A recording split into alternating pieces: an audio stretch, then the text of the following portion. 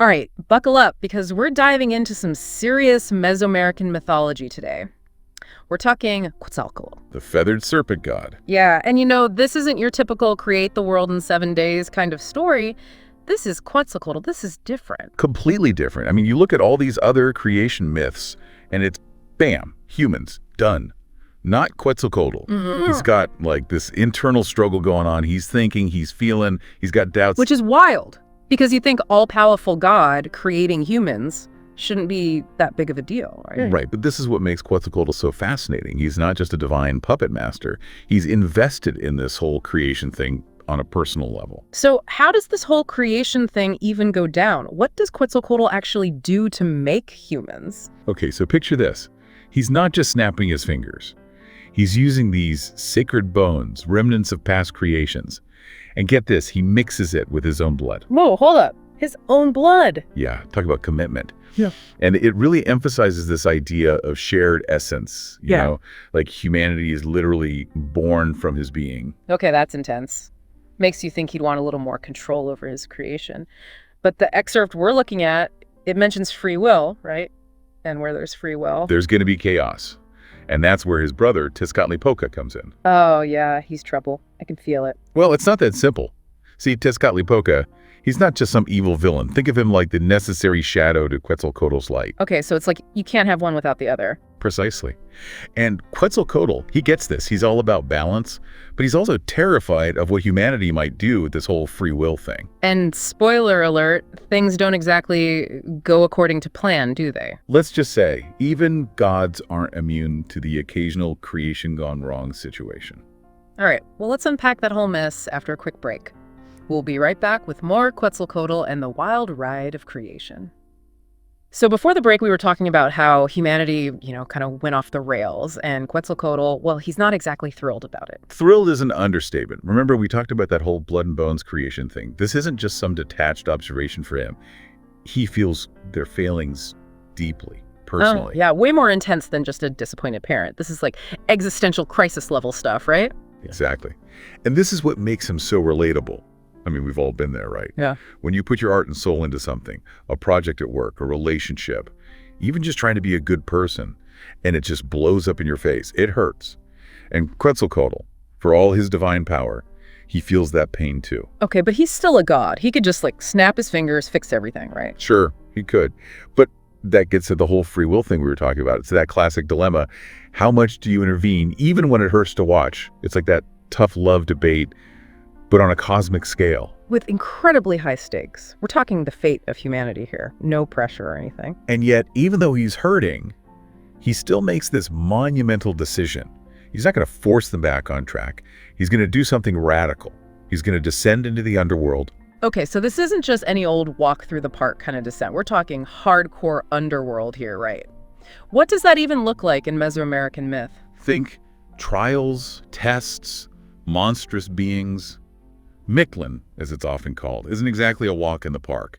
It's where you confront the deepest parts of yourself, the good, the bad, and the ugly. And Quetzalcoatl, he willingly walks into that. Why put himself through that? It's not about duty or obligation, not really. It's about love. It's about believing in something, in this case, humanity, even when they're messing up big time. So what happens in this underworld? What's he even looking for down there? Remember those sacred bones from the beginning?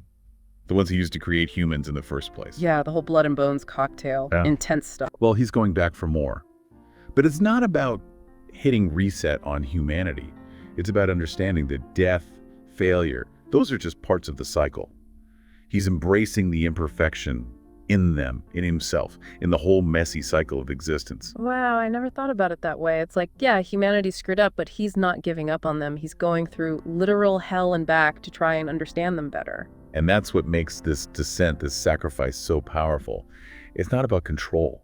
It's about acceptance. It's about acknowledging that even gods make mistakes. Even gods have things to learn. Okay, so Quetzalcoatl gets the bones. He comes back from the underworld changed. What happens to humanity? Do they get a second chance? Do they get a second chance? I mean, after all that, you got to think he cuts them some slack. It's not about slack. It's not about erasing their mistakes or hitting some cosmic rewind button. So what then? What happens to humans 2.0? They get a new beginning, but it's not about going back to some perfect state. This time, They carry the weight of their actions, the knowledge of what they're capable of, the good, the bad, all of it. Okay, so no more blissful ignorance. What's that look like? What did these humans do differently? They're not starting from scratch, you see. They still have free will. They can still mess things up. But now they have this deeper understanding of the cycle. Life, death, rebirth, the things Quetzalcóatl faced in the underworld, they're a part of humanity now, too. So it's not exactly a happy ending, then? It's more like... Bittersweet.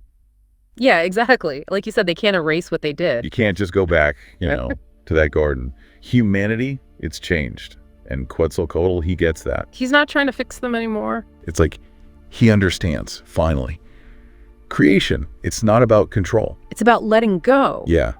About accepting that there's always going to be darkness mixed with the light. You can't have one without the other. And that's the balance he was after all along. I think so. Yeah. And it's something we're still trying to figure out today. Oh, totally. It's like everywhere you look, social media, trying to keep up appearances, or even just raising kids. You want the best for them, but they're going to make their own mistakes. It's that dance, Yeah. between order and chaos. And this story, it's been around for centuries. Millennia, even. And it still resonates today. So what happens to Quetzalcóatl after all this? Does he stick around, see how things turn out? The story says he ascends to the stars, finds peace, finally. Wow. So he lets go completely. He learned the hard way that sometimes the most loving thing you can do is to step back. That's heavy, but also kind of inspiring, don't you think? For sure.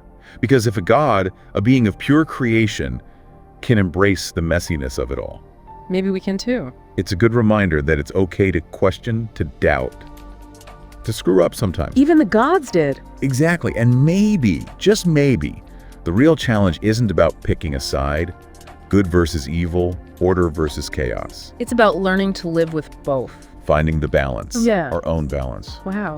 Talk about food for thought. Big thanks to our expert for that incredible deep dive. My pleasure. Always love talking about the Feathered Serpent. And to all of you listening, keep exploring those ancient myths. You never know what might resonate. Until next time.